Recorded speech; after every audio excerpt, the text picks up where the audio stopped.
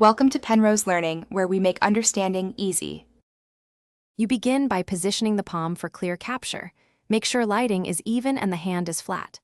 Once done, tell Chatgpt which hand and why, dominant versus non-dominant changes emphasis.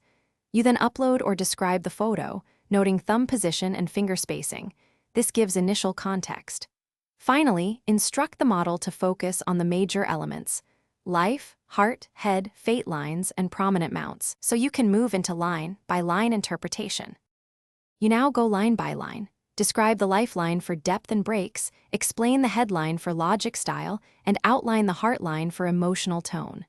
Then contrast those with the fate line to gauge career patterns. Make sure to report mounts and finger energy.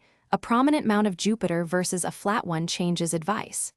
Use precise descriptors like forked, chained, or island. When uncertain, ask clarifying questions so the model adjusts its interpretation. You finish by synthesizing insights into clear guidance. List strengths, likely challenges, and any timing signals you see. Make sure to explain why each inference follows from a feature. This teaches the viewer to connect marks to meaning. Then add practical steps they can test. If the model is confused, try a new photo, describe the angle, or indicate which line looks ambiguous. That troubleshooting tip fixes most problems and keeps the reading useful and repeatable. Thanks for watching. If this was helpful, leave a like and consider subscribing. See you next time.